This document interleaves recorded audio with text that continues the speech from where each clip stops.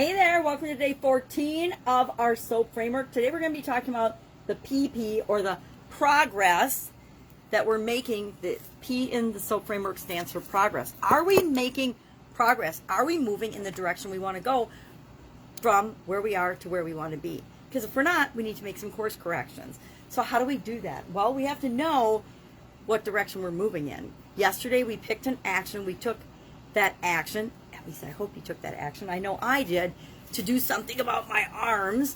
So what did you do? And how do you know that what you did worked or not? Did it move you closer to what you want or further away from what you want? If it moved you closer to what you want, then it worked, and we might want to do more of it, or we might want to change the intensity or change what we're doing or tweak what we're doing a little bit to get us even more results.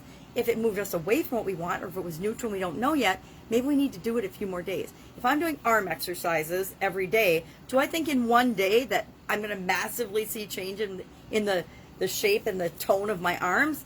Probably not. Very unrealistic expectation, right?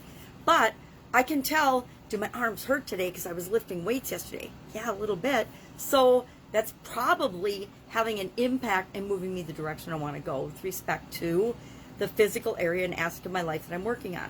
So progress is all about, am I moving toward what I want or away from what I want? It's a pretty simple measure, right? And it's pretty easy for us on a gut level or an instinctual level to know if we're moving in the right direction or not. Sometimes we hide it from ourselves. We don't let ourselves know whether we're moving in the right or the wrong direction in different areas or aspects of our life. But physically, we usually know. It's usually pretty easy to see, literally see on our bodies or feel on our bodies what's going on. Our bodies are this incredible consciousness facilitator. I can't remember who I learned this from, probably Abraham Hicks or something. I can't remember exactly. It might have been Lynn Grabhorn. But I've heard it over and over again from a lot of very wise teachers and gurus, much wiser than I am, about our body is a clear, it might have been Ricky, can't remember her last name. Anyway, but it is indeed an indicator and it's like a measuring stick or a barometer or a ruler that's telling us exactly what's going on with us. Not what's going on with anybody else, but what's going on with us. So today, our exercise for really looking at progress is a longer term exercise. Now, I learned this in a trading program at my first corporate job, and it was in a Louis Tice training. It's called a Lifeline exercise. And I'm going to show you my funky Lifeline and describe to you how we go about creating this. This is, first thing we want to do is we need to draw a line. I was born in 1960, so mine starts in 1960. Whenever you were born, that's when your Lifeline starts. Then I go all the way to 2021 because that's the year we're in now. And then I like to put an arrow continuing, and sometimes I put the little infinity symbol to make me remember that I'm not going to not live after this year. I'm going to continue to live on and on. And I can't predict the future, so guess what? I don't have any events past 2021. Now, there's some events in 2021 I can probably put on here, but the first thing we want to do is take a piece of paper or a big piece of cardboard or whatever works for you and draw a line on the bottom of that or toward the bottom from the year you're born to now and continuing onward, because we all want to continue onward. Then think about highlights and high and low times in your life, events in your life. And it doesn't have to be high or low. Just think about different events that have happened in your life. For example, I'm going to grab a magnifying glass and tell you some of mine. Mine, of course, I was born. Then, I had a bunch of lots of experiences. I fell on a tricycle when I was 2 and ripped my mouth open and made me have a crooked smile forever. Then when I was 3, for JFK's funeral, I fell back on a table and cracked my head open and had to have 12 stitches in my head. And that wasn't as traumatic as having to get my hair cut, because my hair was long and it had been growing my whole life. Then I had tonsillitis a lot and a lot of childhood illnesses. Those are on here. Then I fell on my bike. I got slivers in my feet that were like really long, and my dad, I had to have those operated on. All kinds of stuff. So like we got a pool. I put puberty on here. Prom, drinking age at 18, where I worked in the summers, different jobs I've had, kidney surgery, eye surgery. I originally did this with respect to what were events that impacted my health and my physical being. And what we do is we create this, we just put a bunch of life events on here. And I like to use the same lifeline for different areas and aspects of my life.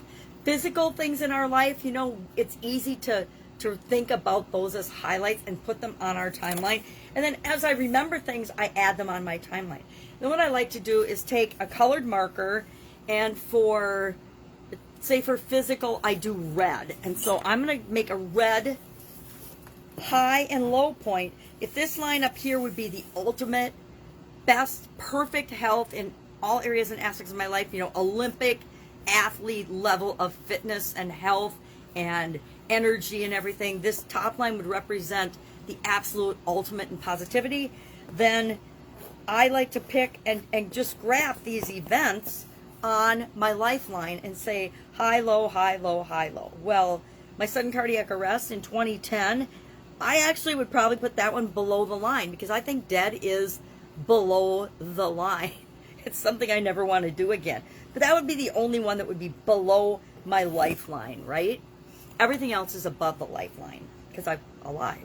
And then I just make a graph of that. And what I do is I look at that graph and I look for trends, patterns, connections. And the reason I like to do it for different areas and aspects of my life as we work through the challenge is then I see where there are connections and relationships. Oh, when I am feeling sick or unhealthy, I am also having a less positive mindset. That's a definite correlation and something I need to address and learn from so that when I'm feeling physically bad, I work on my mindset and my emotions so that they don't drag down to the level of my physical being and they help to pull my physical well-being up.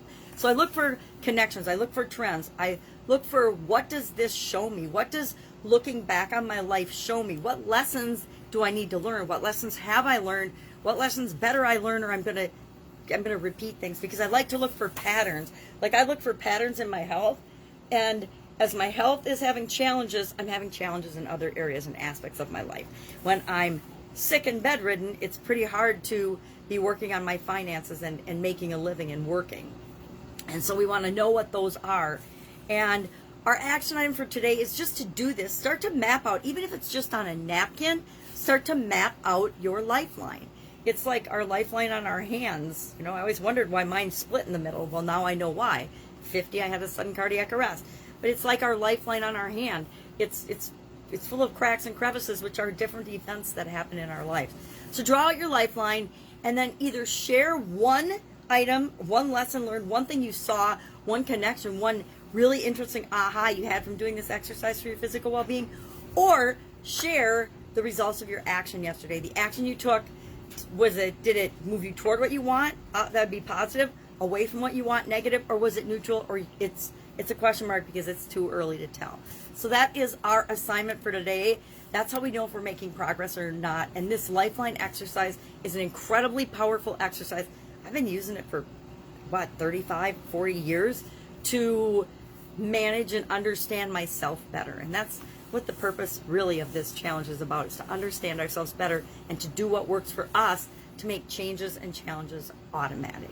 All right, any questions? Ask. Otherwise, I'll be with you tomorrow, and we are going to start on, I think, financial. We'll do financial because that's always people's biggest concern, whether they admit it or not, is how do I deal with financial changes in my life. All right, have a great day, and I'll, of course, be with you tomorrow.